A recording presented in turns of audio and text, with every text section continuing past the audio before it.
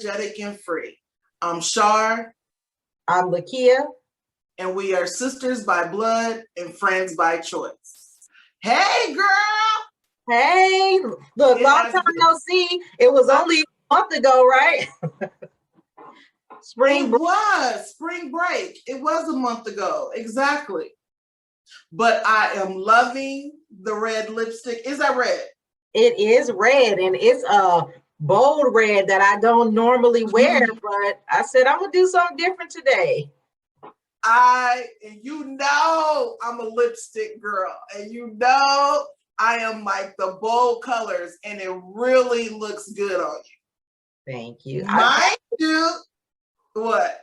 I've had this for a long time, and I had a darker one that I would always wear the darker one, and I would never wear this one, but I couldn't find the darker one. So I was like, okay, I'm gonna just go ahead and rock it and see how it looks. Because you scared. You were scared. Yes, I was. Don't be scared of color, Lekia. Don't be scared. Yes, you're right. And I am working on it. I'm working on not being so scared and afraid of those bold colors. I actually, like I said, like this. And so I'm probably going to wear it more often. I like it. It looks really good on you. And I'm loving the hair. You told me yesterday you was going to get it done. And I'm proud of you that you're going to try to lock. Yes, first time ever. But I am in the starting process of locking my hair. So I'm going to go ahead and rock it and embrace it and be unapologetic and free. Yes. Yeah, because your patience is really about to be tested when you start locks. Because because luckily yours is long enough to where you were able to get styled. But if I was to try to get mine locked, it'll be looking like old dirty bastard. Right. Hair all, break dancing. They won't lay down. They just being, disrespectful and rude. You're wearing a do-rag, trying to get them to lay down, and they are just not working right. So, yeah, keep it up. I'm not going to lie. I was a little apprehensive about wearing them. I thought about wearing a wrap or something. But again, I just was reminded about, unapologetic and free. Like I have to just embrace it. And my husband was okay with it. I like it. And so at the end of the day, I realized that that's all that matters, is that really I like it. What Jaden say about it? I don't know. He didn't really say too much, which is not a bad thing for Jaden. Because like if he absolutely didn't like it, he would have just been like, Mom, I don't like that. That doesn't look right. So he didn't say anything bad. Or he just didn't say nothing at all. I think he said it looked cool, right? So, and he said, I think he kind of liked the way it looked in the back. So I don't know. I'm going to take it as a win that Jaden approves. Because he always got something to say. Okay, now let me see them nails. Ah! Boo! Why? Because it's pink? Boo pink. They cute, but boo pink. I'm gonna need you to step again. Play with color, Lekia. Stop going to them. What can I say for you? Those safety colors. Safe colors. So give me an example of something that wouldn't be safe. For who, you? Yes. Like what's not safe? Black. Black? I don't know. I don't think I can do black. Or go silver. Next time I was supposed to be getting yellow. Now I might try orange. It's summertime. So I thought I was doing good because this is like a hot pink. It's bright. It's loud, I thought. So I thought I was doing something. You always go to pink. So how are you doing something that you always do? Oh, because it was a different shade of pink? Yes, because it was a different shade. It was bright. No. Not gonna let me take it. You tried it, but no. I did try it. You did. So we are excited today. We are planning to talk about relationships. We are excited that we will be having a special guest coming on soon.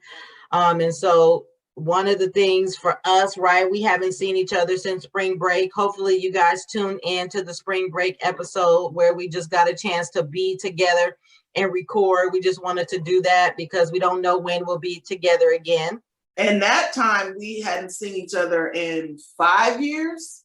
Well, prior to you coming for Christmas. So you came here for Christmas. I did come for Christmas, but we hadn't been in Vegas together in 5 years. Absolutely. That is definitely was a long time since we've been together in Vegas. But I don't think it was 5 years still, because I remember us going there. When Austin came down. I want to say you and James, the very first time I met James, you guys came down. Yes. That's right. And prior to that, I want to say it was 2018, maybe 20. Yeah, I want to say at the 2018, because I came right before I met James. Or no, it was after I had met James. And remember, because it was in February of 2018. We went to go get Jaden. We went to go get Jaden from Arizona. That's right. Me, you, and Mama. That's right. That's right. See, your mind start leaving you when you start getting older. You just be forgetting. Oh, I definitely agree, because sometimes I'm like, wait, how long has it been? The bottom line is too long, right? If you can't remember. Too long. If you can't remember, then you know it's been too long since you've seen the person again. Bring on our special guest that's going to be with us today. She is a dear friend of mine. She is, of Lekia's. And then, I just adopt her friends, She just adopts my friends. And so we are excited to have Miss Sha'londa Adams on. We're going to ask you if you want to go ahead and unmute yourself so we can hear your beautiful voice. Welcome. Hello. I'm about to say, and I know you know how to work Zoom because you do it every Thursday. So I heard your voice and I didn't see your face. Right. Sometimes I be just talking like, yeah, I'm on here. Oh, wait, right. Still on mute. It gives you the option to just go ahead and unmute when you come on, but you just never know what be going on when you first get ready to log on. So right. I don't want to balk into nothing. Right. And so I want to just first of all say that Sha'londa Adams is my friend. She's a dear friend of mine. I want to say, ironically, that this month, April, right, we met in April of 2009. And so what a coincidence that we are here recording now, right? And so we met at a job training. We both started this job for the state of Nevada. First day, we go into orientation and we meet each other. And it's kind of like we've been friends ever since. Again, that was April 2009. And now this is April 2021. So it is so awesome. Wow. Yeah, I'm going to put her on the blast just because this is all about relationships tonight, right? So I showed up late the first day of that training. And what I heard later was, nobody didn't want to sit next to the late girl. And how ironic I get on this call late. It's like wait a minute, she ain't changed. We're going to rebuke that spirit of lateness. We're going to rebuke that spirit of lateness. That is right. Right. Well, I'm busy. If you could go ahead and just introduce yourself, tell us what you do, a little bit about yourself. I always like to say, give your credentials because you earn it. You work hard for it. That's right. Always give your credentials. Well, yeah, it's always hard to toot your own horn at times, right? But I am a mother and a wife, and my greatest title is Child of God. I love this Christian life that I live. Doesn't mean I'm perfect, but it does mean that I serve the perfect one.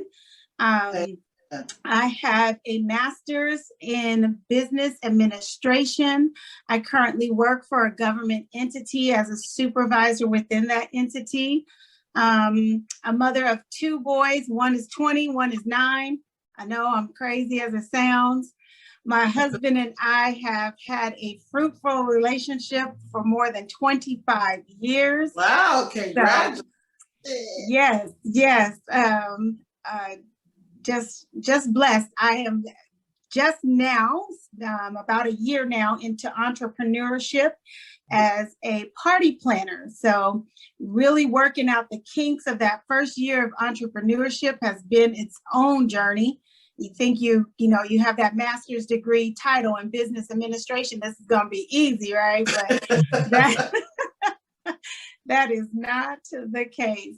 I am, what else? From Las Vegas, Nevada, born and raised Las Vegas native. So whoop, whoop. Yay. All those Vegasans out there. And I'm just excited to be a part of this movement of unapologetic and free talk show. You women are blazing the scenes, and God's got something so masterful planned out for this platform. Yay. And amen. Thank you. We appreciate that. So now we're going to move into our next segment. And this segment, and Sha'londa, you said you're an entrepreneur and you're trying to start this business, but what are you watching? This is our next session. What are you watching, Sha'londa? Okay, let's see. I'm a Jeopardy nerd. We purpose to watch Jeopardy every night together at 7:00. I'm also addicted to Forensic Files. But as far as a new show, what do I watch? I tried to get into The Equalizer, but I haven't been able to, I don't catch it regularly. I don't sit down regularly enough. And one show that just ended was Tough as Nails. So it's one of those reality shows where different people from across the country get together, they get on teams, and they just do some hard kick butt jobs. And the winner goes home with $200,000, and a team goes home with like 60 grand for, something for everybody on the team. So just finished watching that. All right. Tough as nails. Okay, so I'll go next. What I am watching, again, so many different things, but this weekend I got hooked on this new show on the Travel Channel, and it's called Ghost Brothers. And it's 3 black men, young black men, and they go ghost hunting. And at first I thought I was tripping when I was flipping through the TV and I saw them, and I'm like, do we really go looking for ghosts? Because we don't do horror, we quick to run. And I'm like, okay, I gotta watch this. And yes, all 3 of them had paranormal experiences when they were younger. And now that they're older, they're deciding, okay, we about to go research various places in the country that are known to be haunted. So then they got a spin-off show where it's called Ghost Brothers Haunted House Guests, where they actually go into people call them and tell them that their houses have paranormal activity, and they actually go in and they investigate. And it's not just like them going in, they actually do research. They go to like whatever city it is, they go to the historian, they go to look at old files, they go to talk to the mayor and different people to find out who was actually living there before the people bought the house. Because I know when I don't know about you, Sha'londa, but when I bought my house, and Lekia, when you bought your condo, they don't tell you who previously, how many, lines down, and if somebody died in the house, that I think that would be like I need to know. Right. So I'm really into this show, and I'm excited about watching it, and I can't wait. Lekia, what are you watching? So I want to tell on myself and say that I don't actually watch any shows when they come on. I pretty much watch everything on Hulu. So because of that, I watch multiple shows at a time. But one of my shows just came back on season, and it's called Big Sky. And it's like a mystery. It's kind of like a suspense. They have, you know, this guy is like basically a serial killer and he's been just doing some stuff and they're trying to catch him. And so it's these two ladies, they own a private detective company. And so instead of being cops, they're just these PIs and they're trying to track down this guy, but they kind of work with the police and the police kind of let them get away with stuff that they really shouldn't because they're not police. And so that one's pretty interesting. And then also This Is Us. I have been just really trying to love it. On This Is Us. Last 2 days. Yes. So those are just 2 of the shows. But like I said, I really watch so much stuff. We'd be here all day. And like I said, I can't say that there's anything that I actually watch when it airs.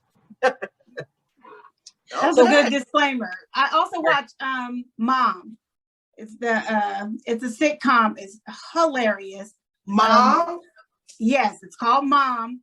And it's about a daughter and a mom, and they're both recovering addicts.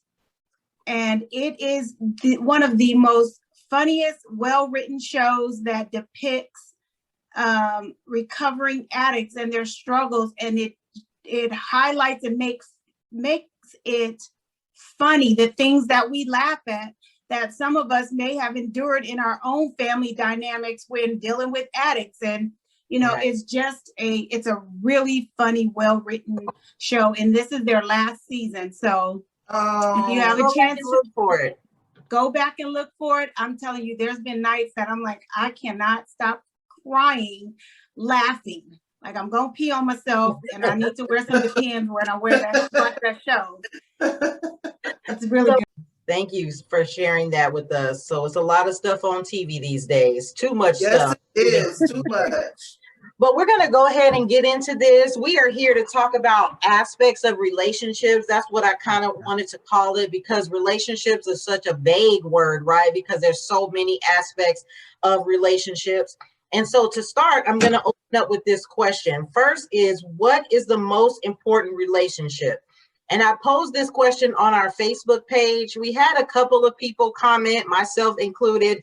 But of those comments on Facebook, the most important relationship, it was said, relationship with God. So like there's relationship with God, spiritual relationship and connections was the most important. And then second was the marital relationship. And so I was teasing Sharnae because when I commented on it, she said, do you think or do you know? And so I said, well, you know what? That's a good thing, but you're going to have to wait until we get to the show. And so I know that the most important relationship for me is my relationship with God and then my relationship with my husband. So the marital relationship. Sharnae, what do you think? I have to agree with you. For me as well, the relationship with God and then my relationship with my husband. Because if those two are not in sync for me, if there is no peace between me and God and me and my husband, I am not functional at all. Okay. So for me, those two relationships are the most important for me. What about you, Sha'londa? It says, choose you this day whom you will follow.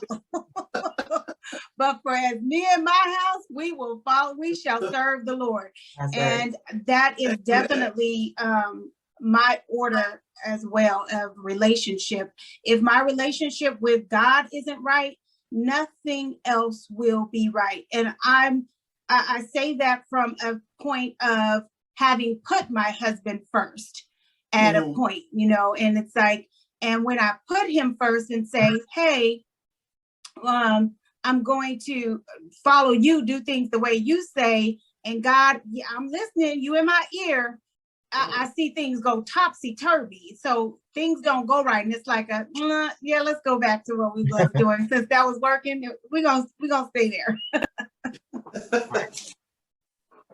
Right. So I can definitely agree with that. We definitely have to make sure that our relationship with God is right and is in line, because if that's right, then I just believe, and I pray often that he'll orchestrate the day, like he'll lead me and direct me. And you just trust that, well, if I'm right with God, he's going to work everything else out. Right. That's true. All right. Now let's transition into our next discussion topic. So where do you or should you get your relationship advice from? And I think this one is like right on point for us doing this. And then I don't know if you guys have been paying attention to what's been going on Facebook with I think his name is Derek Jackson. And yes. So he's a relationship type person. And when I heard that, because Lekia and I had set to do this like before that incident even happened. And I had called her and I was like, oh my God, our next topic is going to be relationships, and how crazy is it that this is going on? And that should be one of the questions that we should include is where do you and where should you seek your relationship advice from? Before you go into that, though, I think we should explain, like Derek Jackson, for those who don't know, is this guy. He was a personality on Facebook. He was married, and he's just been on there giving all this relationship advice, telling women how they should treat their husbands, telling men, right? Just telling people the do's and don'ts of a marriage and a relationship. And he became famous just from giving this advice and from the perspective, right? And then recently, and he was talking about how not to cheat on, or how your woman won't cheat on you, or a man won't cheat on a woman if she blah, blah, blah, blah, blah, and just going hard about not cheating.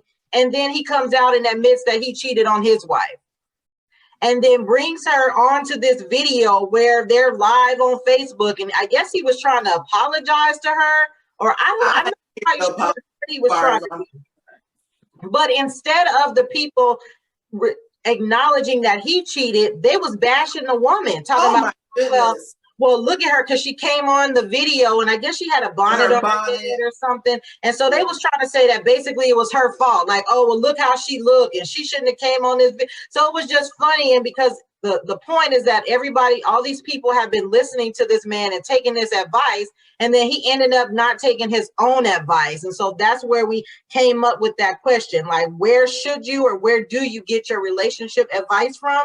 And so we're going to go ahead, Sha'londa, if you want to go ahead and say and answer that question. That's a really good question. I have never heard of Derek Jackson either. I don't follow him or know the situation, but that's unfortunately a lot of things that, people encounter. Where do I get my advice? I get my advice from seasoned veterans. And I say that I get my advice from the Bible and from seasoned veterans. And where I believe you should get your advice is from the Bible and seasoned veterans. I believe that I look to married couples who have some longevity in their relationships. And it doesn't mean, again, that they were perfect, because I know that there are none perfect. There are no perfect relationships, but a relationship that mirrors Christ's relationship to the church is what we strive for, and we strive to get better, do better. There was a point in my life where I got my relationship advice from my friends, and that was a short-lived, because, and when I say short-lived, I'm talking a 25-year span. There was probably about 5 years of that where I sought to get advice, relationship advice from friends. And it always seemed to go wrong.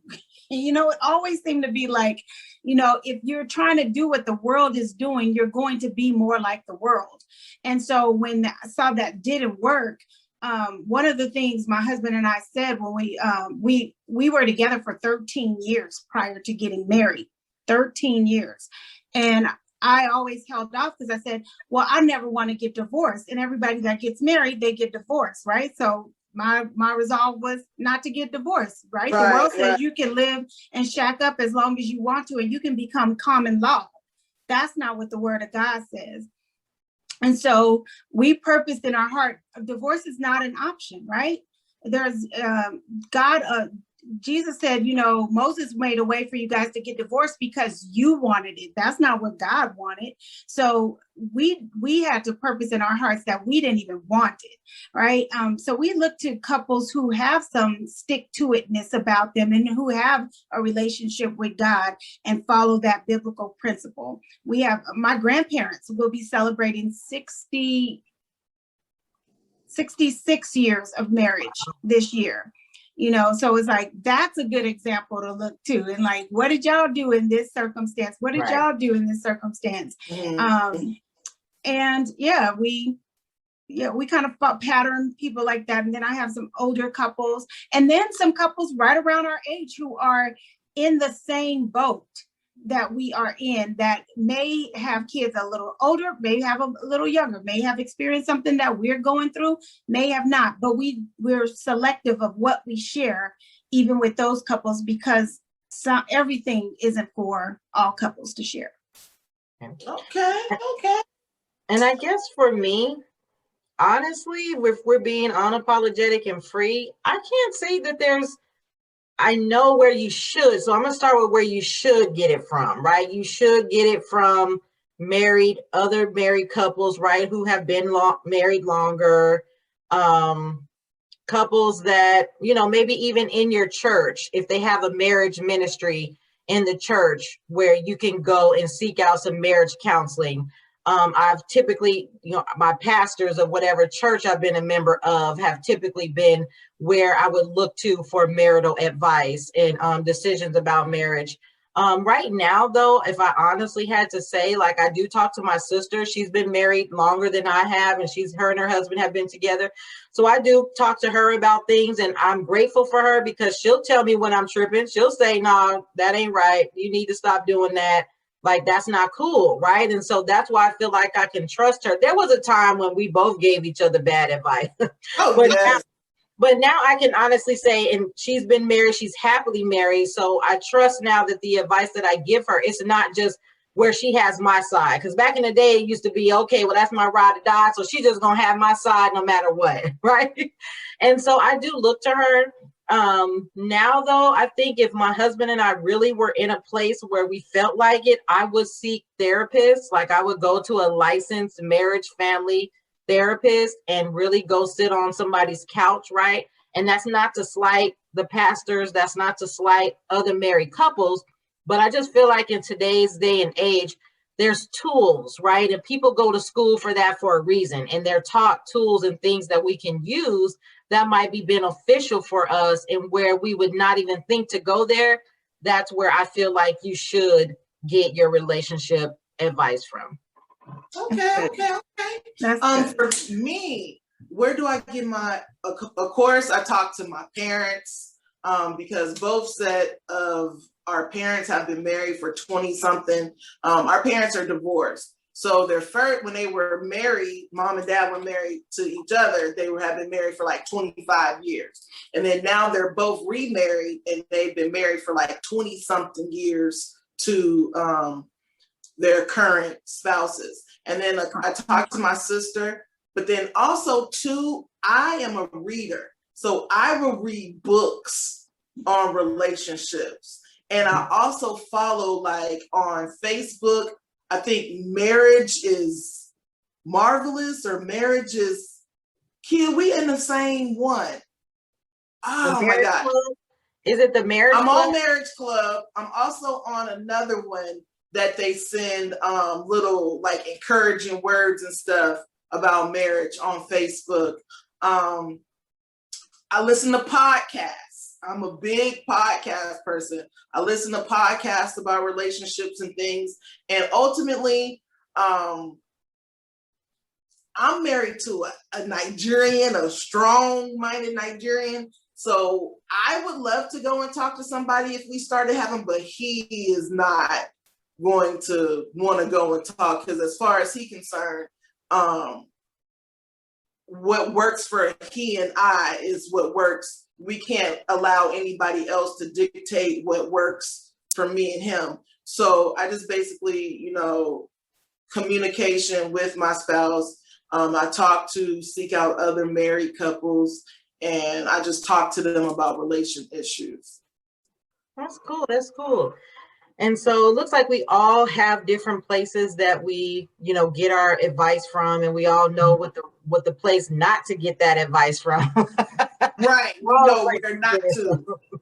And so today, again, we wanted to talk about types of relationships, and there's a list. And so I'm going to kind of go through some of them. I feel like we already talked about the spiritual relationship as far as having a relationship with God. We've kind of already touched on the marital relationship, being that we felt like, the important relationship was God and our spouses. And so I want to spend a little bit of time talking about friendship / associates. And specifically, I want to ask this question: what makes you call someone a friend?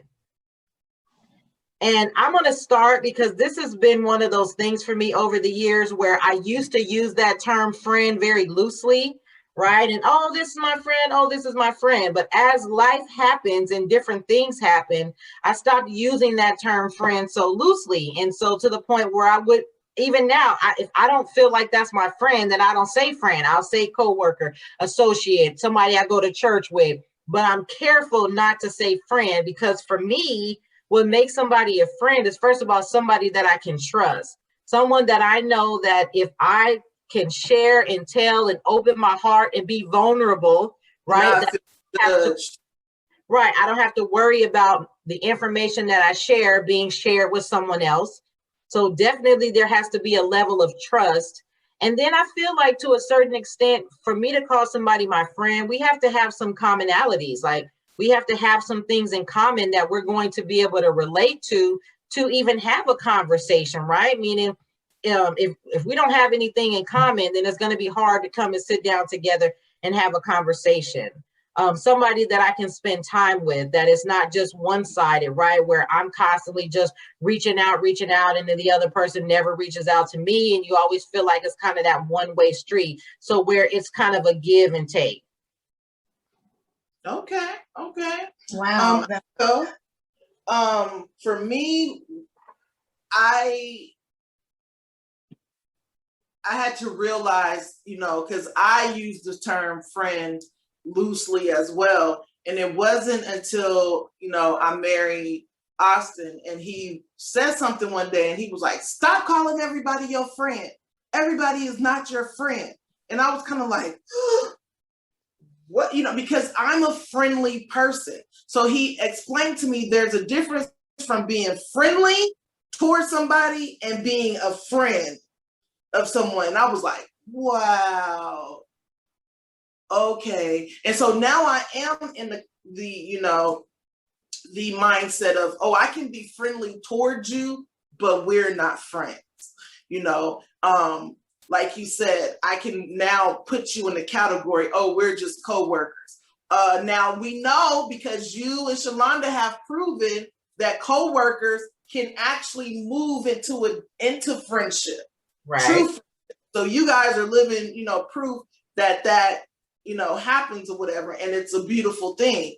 But if I can't see myself hanging out with you and enjoying myself outside of work, then we're not friends. Again, if we don't have any commonality with each other, but me, I'm a free spirit. So as long as you ain't trying to take me to no circus where they're going to have clowns or whatever, I'm good.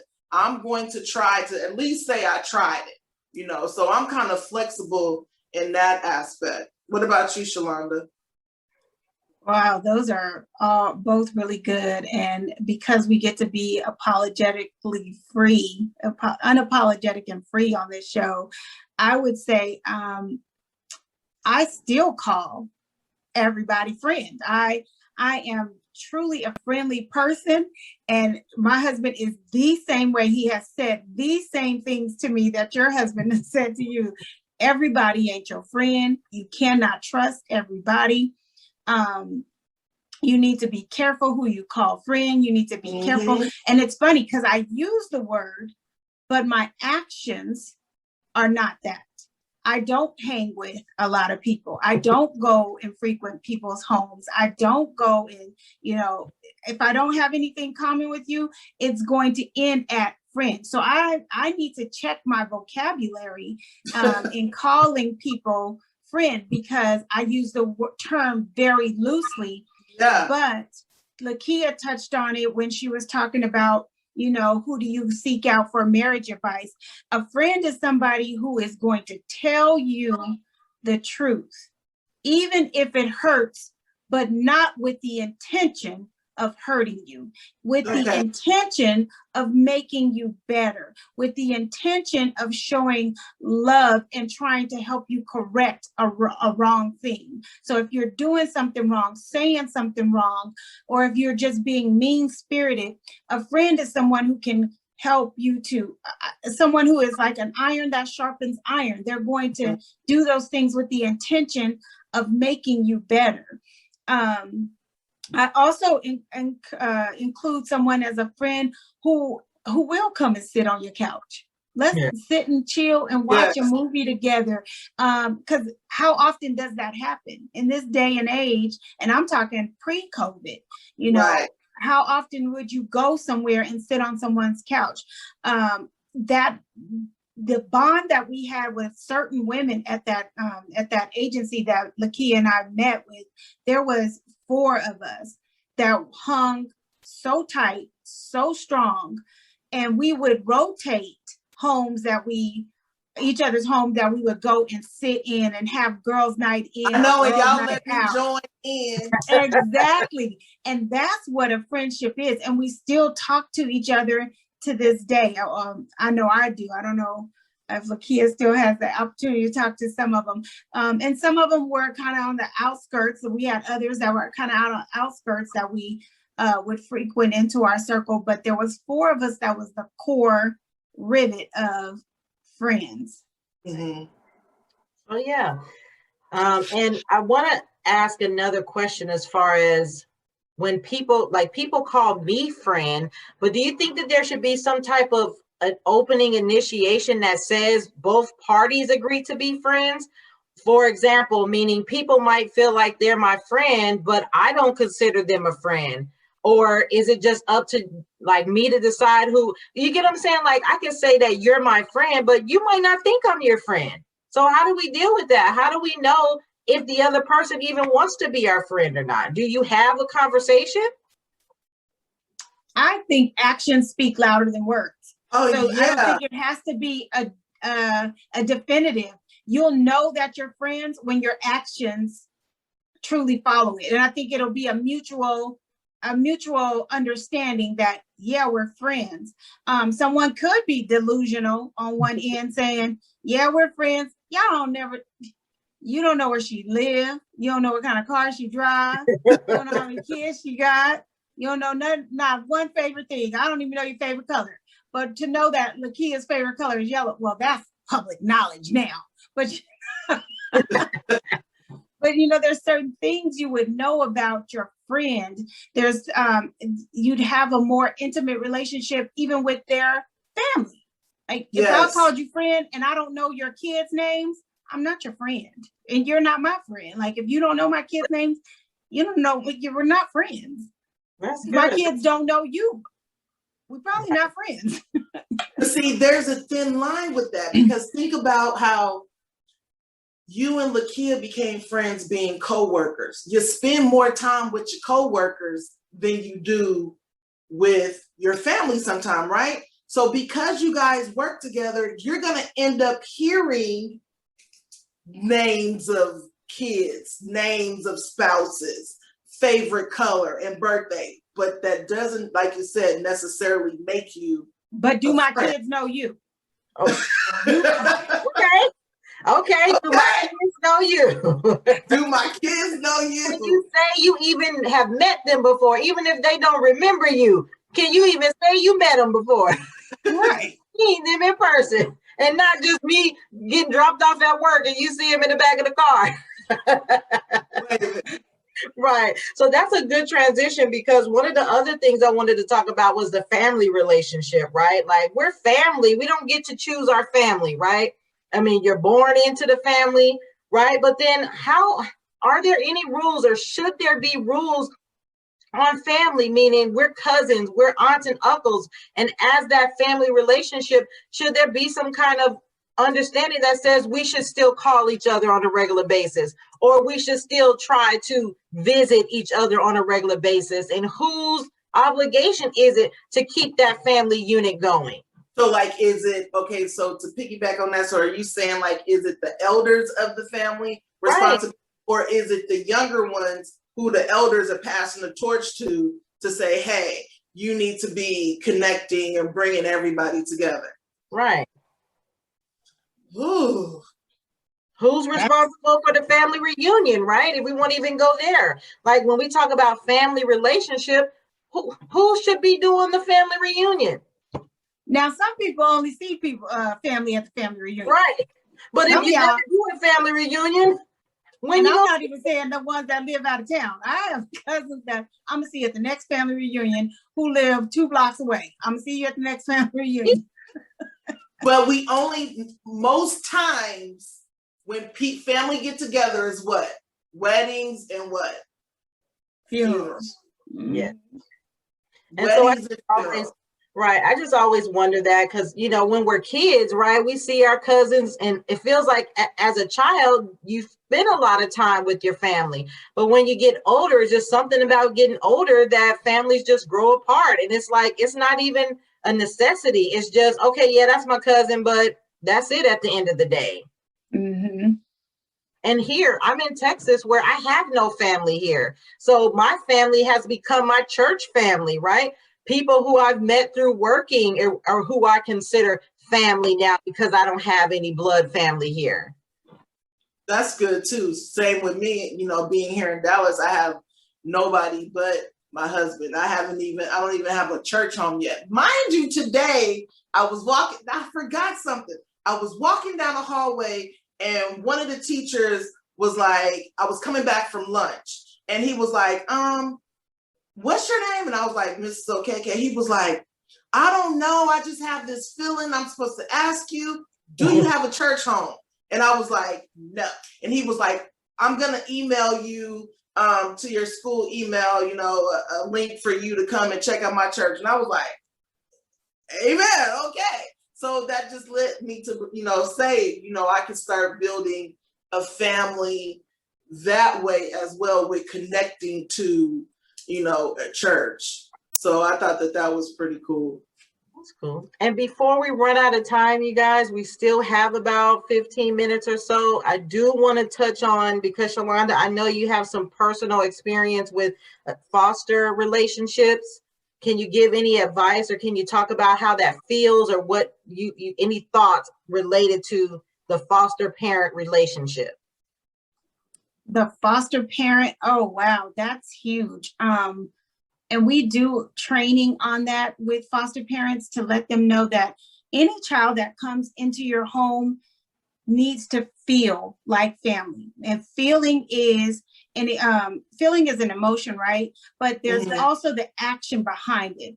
So whether you say something to them or not, your actions have to show that they are a part of your family. I am incorporated. And we as an agency continuously are learning that. And I'm proud of the agency for learning that because I came into it with that understanding that you have to show that. And we used to tell foster parents that, okay, when you get ready to go out on vacation, if you can take them, yay. If you can't, you can request respite. And respite is for another family, another licensed foster family who's been vetted and went through the process. They can watch this foster kid because they're in the system and they can watch them while you go out of town. So they can if they're a foster parent and they have a foster kid, they can get approval to take that kid out of the state? Now that's standard. Now that's considered normalcy. It is normal for you to bring a child in your home and they're a part of your family and you to say, we're going to Disneyland, instead of saying, okay, foster kid, because you're in the system, I'm gonna send you to a respite while the rest of us go to Disneyland and have fun. No, absolutely not. Normalcy says that family travels together. So if they're part of your family, then that's what they're going to do. If it's part of your family that, you know, the kids go to grandma's house on the weekend, you can't say to a foster child, oh, go to that licensed caregiver over there while the other kids are going to go to their grandma. No, everybody going to grandma's house. Everybody pack your bag, make sure you got a toothbrush and a change of underwear because y'all all going to grandma's house, right? So you don't separate them. Mm-hmm. And so that relationship between a foster family and a child, or a foster family and the parent of that child, you really want to foster a relationship where they feel like this is an extended part of my support system from the child's point of view and the parent's point of view. You answered that very well. You did. That is so awesome. That is so awesome. And then I wanted to talk about, I know we kind of talked about coworkers, but I want to pose this question. Can you be friends with your boss? Yes. Yes, yes, yes. Because you should, I just feel like if the people involved are unapologetically free, mentally stable, you should be able to separate business from pleasure. You know what I'm saying? Because me, when I was in China, my coworkers, I had 4 ladies up underneath me. Okay. So I was their boss, but once we left that campus, hey, it's no more boss, no more. But now I was mindful about the things that I did around them because I was their supervisor on the everyday basis, you know? So I wasn't, you know, going out getting wild, crazy, whatever, to have them not want to, you know.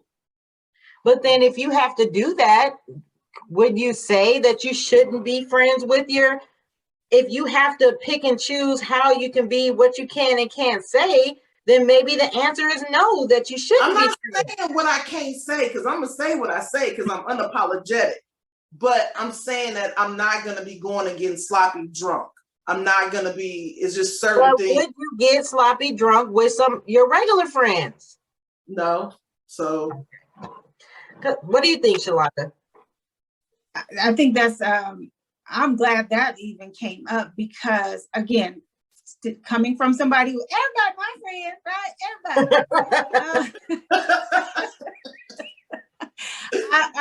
I think it runs deeper for me I've always had this sense of needing to belong or needing to feel, you know, like accepted, always wanting that relationship. But as the longer I am a supervisor, the more I have to say no.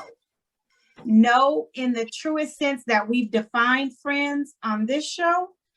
No, because I don't go out and hang out with them, with my subordinates. I don't hang out with them. I am very cautious of what I say because I know how it can come back to bite you. I've seen it. I've had it happen. So I am very cautious in what I say, very protected in what I say. And don't get me wrong, it's not like I say everything right, but I'm very leery of being super unapologetic and free with my staff. And for me, the case that I can think of, we were friends first.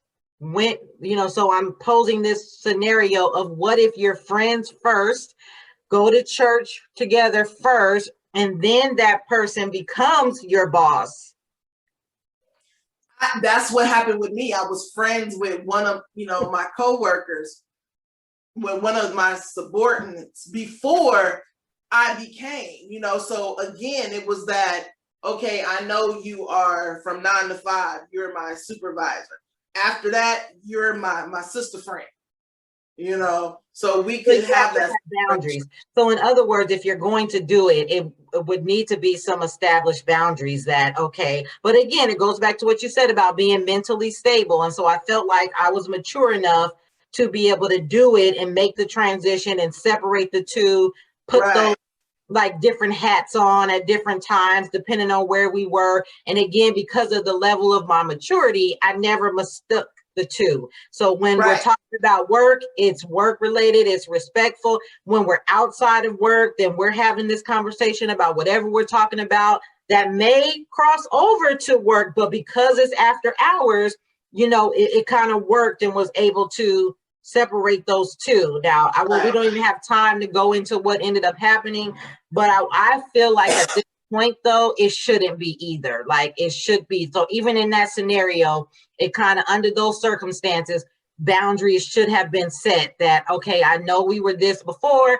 but because of this, it's probably in the best interest that we just keep the professional relationship. Of course, if you go to church with the person, then you're going to see them at church and you're going to be at functions together. But again, just making sure, like, under, you know, the boundary, it should have kind of been pulled back. The friendship kind of, you know, just should have been pulled back as once we became, you know, where now you're my boss, and, you know, and because it got hard in sometimes to keep those relationships separate. And then, like I said, we don't have time to go into it.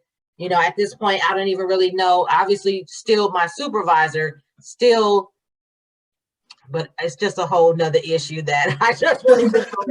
That's good. That's good to. I know you can't expand on it, but it's good to say that if you have to set boundaries and restrictions on it, or if there has to be a level of maturity and boundaries in a friendship, then, you know, you got to really kind of weigh out what that relationship really is.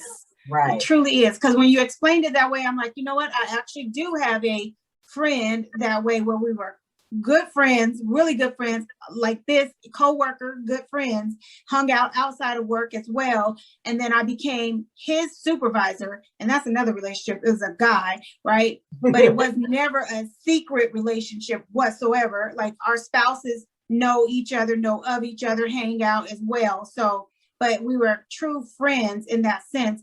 And then when I became a supervisor, it was like, okay, you understand that I can't share this information with you. So there's some boundaries. Whereas with a friend, I probably could share some of that information. That's true.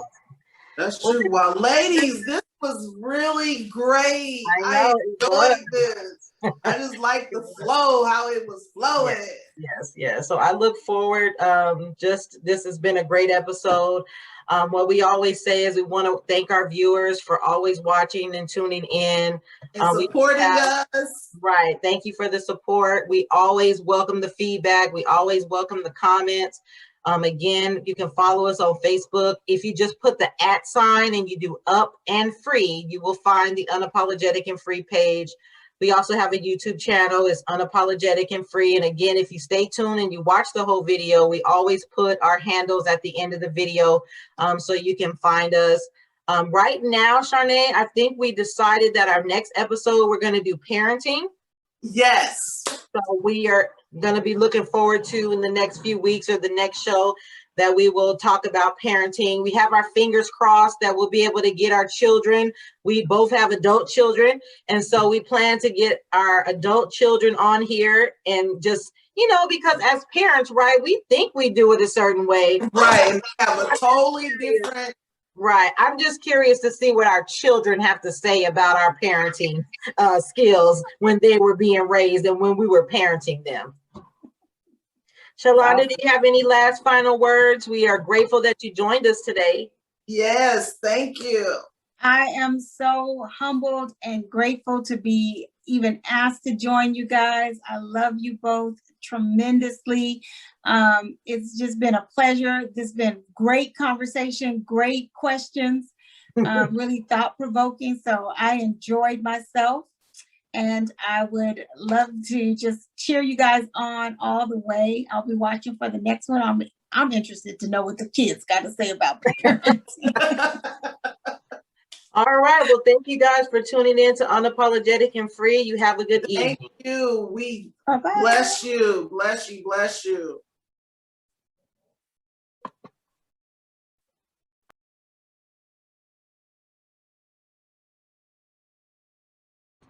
Hi, I'm Lekia Peters, and I'm one of the owners of JP Soul Food Kitchen and Catering, and we make JLP Pleasin' barbecue sauce. We are a proud sponsor of Unapologetic and Free, and we just want to let you know about our delicious homemade barbecue sauce. We have 10 flavors and 3 sugar-free, keto-friendly options. Got sauce? We do.